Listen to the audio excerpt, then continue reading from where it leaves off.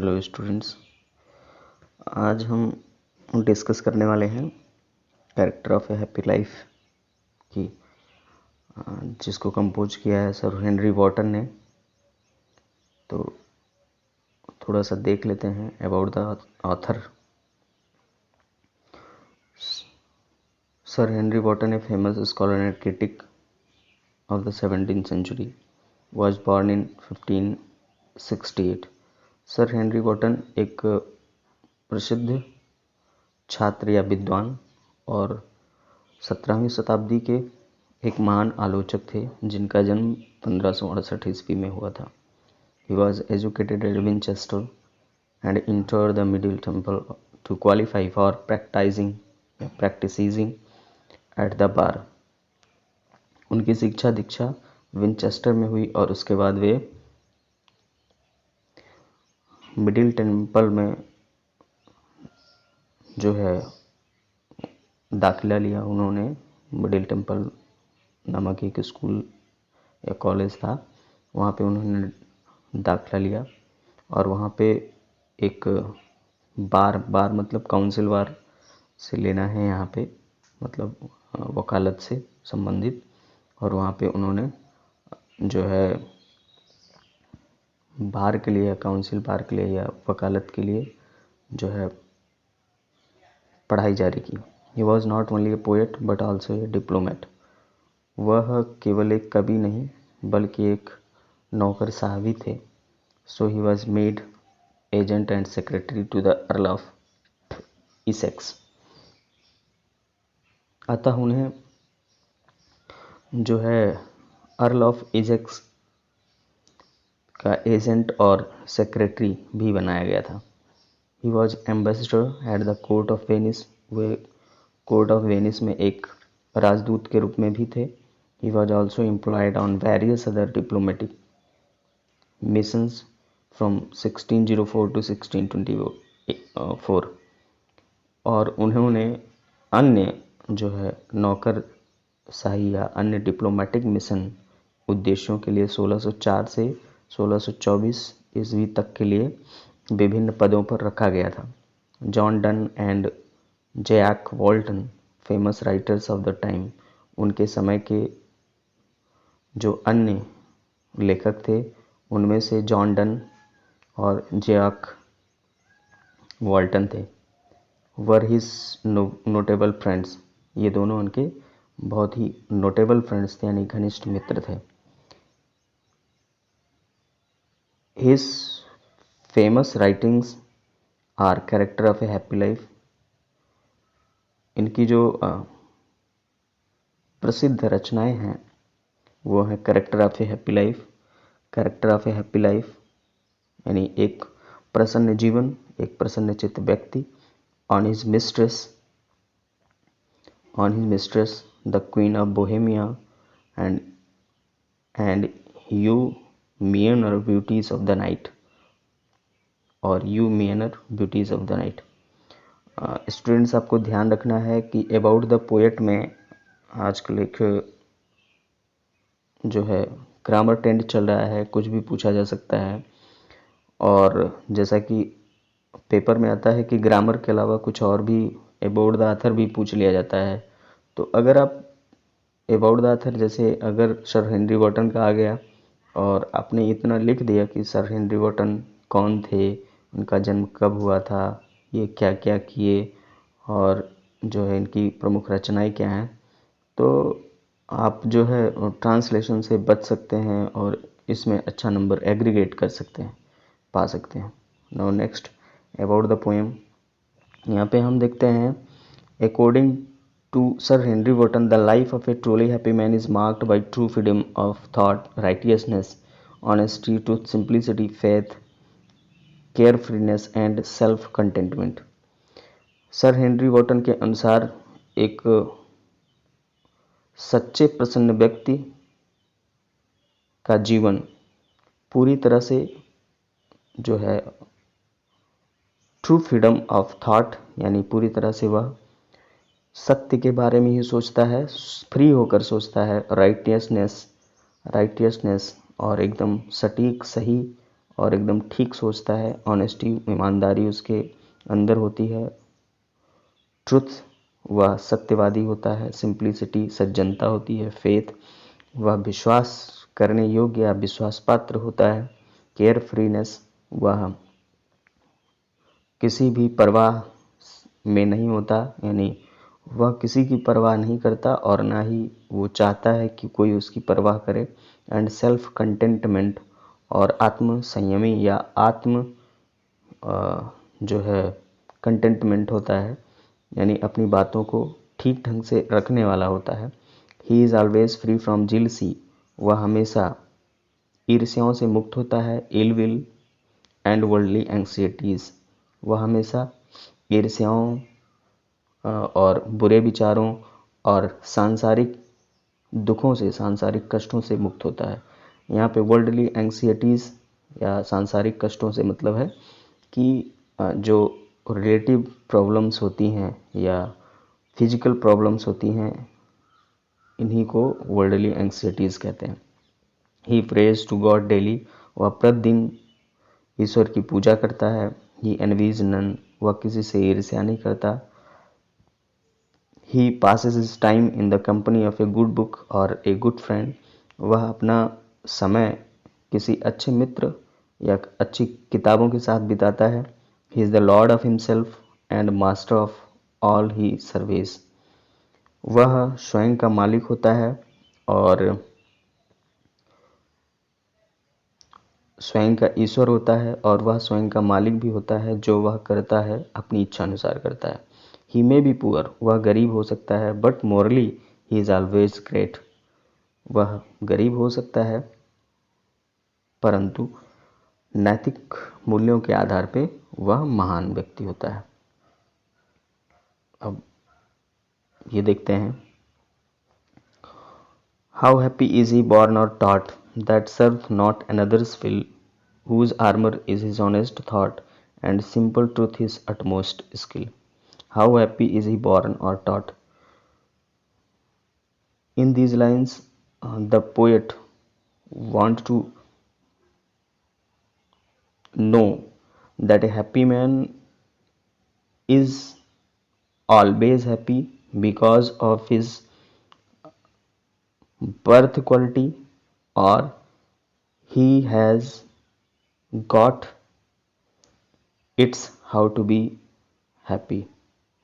कहने का मतलब है कि इन पंक्तियों में कवि यह जानना चाहता है कि एक प्रसन्नचित्त व्यक्ति या एक ऐसा व्यक्ति जो हमेशा खुश रहता है, वह अपने जन्म के साथ खुश होना सीख कर आता है, या फिर जो है वह यहाँ आकर सीखता है, यानी जन्म के बाद आकर सीखता है कि कैसे प्रसन्न रहा जाता है, कैसे अपने मन के मालिक हम बन सकते हैं। यह चीज़ वह यह जानना चाहता है। That serve not another's will, the person who is not in the affection of another person, that serve not another's will, इसका मतलब हो गया कि ऐसा व्यक्ति, ऐसा प्रसन्न चित्त व्यक्ति जो किसी दूसरी की इच्छा अनुसार किसी भी प्रकार के काम को नहीं करता है या उसकी सेवाओं को नहीं मानता है। Whose armor is his honest thought, whose armor is his honest thought, the man who is always free for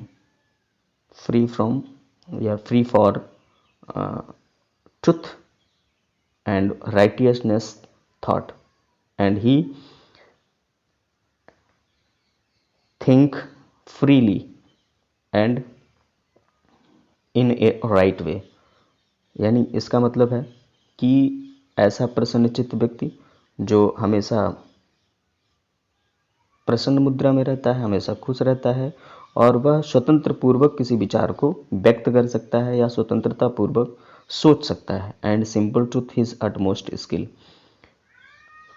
and he has a simple truth which is his great skill, और वह बहुत ही सज्जनता के साथ, बहुत ही सत्यता के साथ रहता है, जो उसका जो है बहुत बड़ा कौशल है, बहुत बड़ा महान कौशल है, बहुत महान कौशल है। इस बात, whose passions not his masters are, whose soul is still prepared for death, untied unto the world with care of princely love or vulgar breath. Whose passions not his master are. In these lines, the poet wants to say that a person who is always happy is not in the bind of his will. इसमें कवि कहना चाहता है कि एक व्यक्ति जो हमेशा खुश रहता है, प्रसन्न रहता है, वह अपनी इच्छाओं के अधीन नहीं रहता, whose soul is still prepared for death, nor he has a afraid of death, मतलब ना ही वह उसको जो है मृत्यु से डर रहता है, he is always ready to be die anytime any place. और ऐसा व्यक्ति जो है हमेशा कहीं भी किसी भी स्थान पर मरने के लिए तैयार रहता है. Untied unto the world with care, वह सांसारिक बंधनों से मुक्त होता है. He has no foundation of worldly affairs and he doesn't care of princely love or vulgar breath, and he doesn't care of a affection like royal or the critic or incapable thoughts, और ना ही वह जो है वह सांसारिक बंधनों से मुक्त होता है. और ऐसे व्यक्ति यानी ऐसा प्रसन्न चित्त व्यक्ति जो ना तो राजशाही स्नेह की आकांक्षा रखता है और ना ही वह यह सोचता है कि कोई उसे अपशब्द कह रहा है, कोई उसे गाली दे रहा है.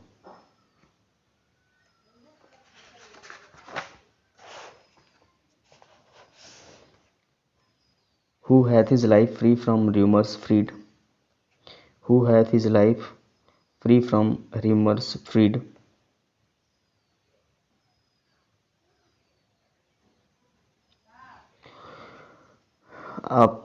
Whose conscience is his strong retreat, whose state can neither flatters feed, nor ruin make oppressors great, who envies none, whom chance doth raise, nor wise, who never understood how deepest wounds are given with praise, nor rules of state but rules of good. Who hath his life free from rumors free?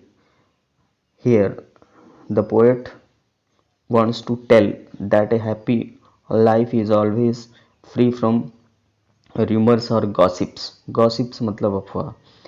इन पंक्तियों में कवि ये कहना चाहता है कि एक प्रसन्न चित्त व्यक्ति वही होता है, यानी एक व्यक्ति जो हमेशा प्रसन्न रहता है वह अफवाहों से मुक्त रहता है, वह अपने जीवन को अफवाहों से दूर रखता है.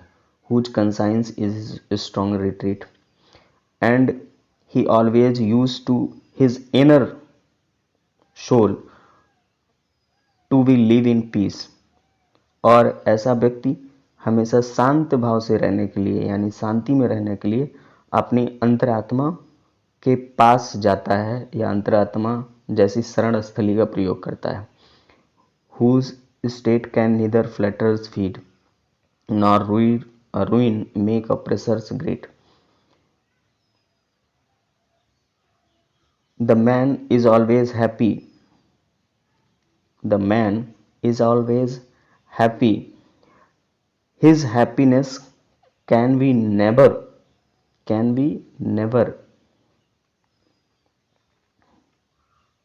unstable by the flatterers. कहने का मतलब है ऐसा प्रसन्नचित्त व्यक्ति या खुशहाल व्यक्ति जो कि हमेशा खुश रहता है, वह चापलूसों द्वारा यानी जो उसकी हमेशा बड़ाई करते रहते हैं और पीठ पीछे बुराई करते हैं, ऐसे लोगों को चापलूस कहते हैं, उनके द्वारा किए गए प्रशंसा से वह जो है अनस्टेबल नहीं होता है. अनस्टेबल मतलब जो विचलित हो जाए, हमेशा स्टेबल रहता है. Nor ruin make oppressors great, और ना ना ही nor ruin make a person great का मतलब हो गया कि a happy man never B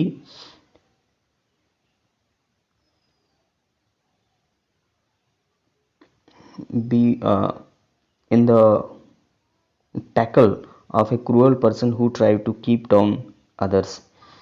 कहने का मतलब है एक प्रसन्नचित्त व्यक्ति कभी भी एक ऐसे क्रूर व्यक्ति के झांसे में नहीं आ सकता जो हमेशा दूसरे को नीचा दिखाने की कोशिश करते हैं।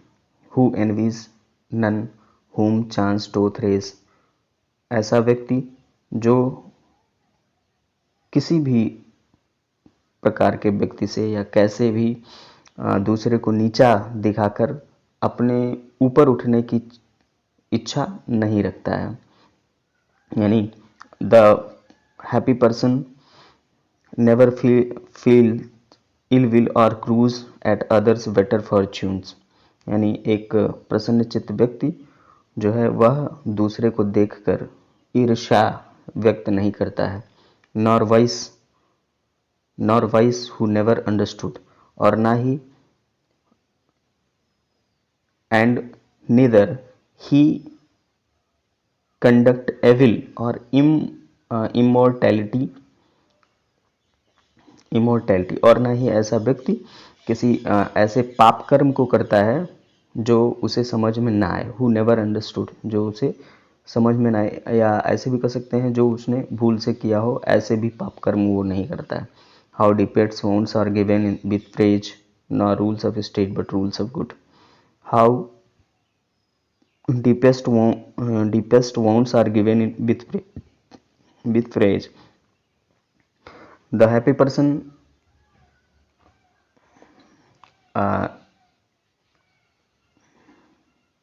मतलब एक प्रसन्नचित्त व्यक्ति जो है कभी भी दुखी नहीं होता है। उसे कितना भी जो है प्रसन्नता पूर्वक या कितना भी उसे प्रशंसा पूर्वक घाव क्यों ना दिया जाए, उसकी बातों को वह नहीं सुनता है, उससे दुखी नहीं होता है, और ना ही जो है ऐसे झूठे प्रशंसा से वह खुश होता है। लेकिन नॉर रूल्स ऑफ स्टेट, और ऐसा व्यक्ति जो है किसी राजकीय या राज्य के कानून को नहीं मानता है, लेकिन अच्छे कानून को अवश्य, यानी जो मानवता के लिए कानून बनते हैं ऐसे को जरूर मानता है।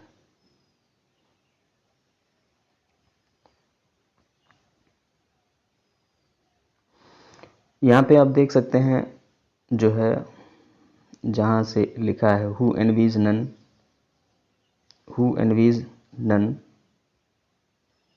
whom chance doth raise, nor wise who never understood।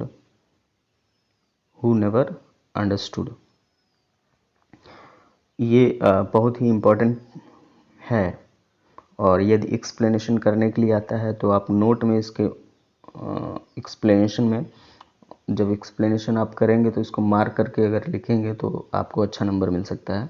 That a happy man does not have a feeling of heart burning at the lot of those persons who have risen to eminence by sheer chance and not by their merit or work, nor does he envy those who have achieved distinction in life by adopting unfair means।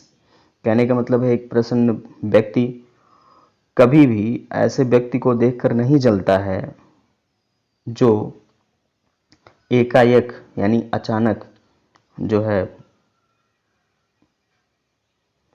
अचानक उन्नति प्राप्त की हो, या फिर अपने अच्छे कामों द्वारा उन्नति प्राप्त की हो, और ना ही वह ऐसे व्यक्तियों को देखकर उसके मन में ईर्ष्या होती है जो अनफेयर मीन्स, यानी जो बेकार से साधन होते हैं। अनफेयर मीन्स का मतलब होता है कि जो अनैतिक काम होते हैं उनका प्रयोग करके जो व्यक्ति आगे बढ़ जाता है, ऐसे लोगों को देखकर भी उसे ईर्ष्या, जलन या ऐसा इस प्रकार की कोई भावना उसके मन में नहीं आती है। अगला है who God doth late and early pray, more of his grace than gifts to lend, who entertains the harmless day with a well-chosen book or friend, who doth late God doth late and early pray। ऐसा व्यक्ति जो प्रतिदिन ईश्वर की पूजा करता है, more of his grace than gifts to lend, वह जो उसने जीवन रूपी गिफ्ट या उपहार दिया है उसकी अपेक्षा जो उसने जीवन दिया, अपनी कृपा बनाई है, उसके लिए वह जो है उसका धन्यवाद देता है, उसकी पूजा करता है। Who entertains the harmless day with a well chosen book और फ्रेंड, जो अपने बेकार से दिन को या अपने हार्मलेस डे ऐसा दिन को बेकार से प्रयोगशील बना लेता है और अपने दिन को एक अच्छे दोस्त या एक अच्छी किताब के साथ बिताता है।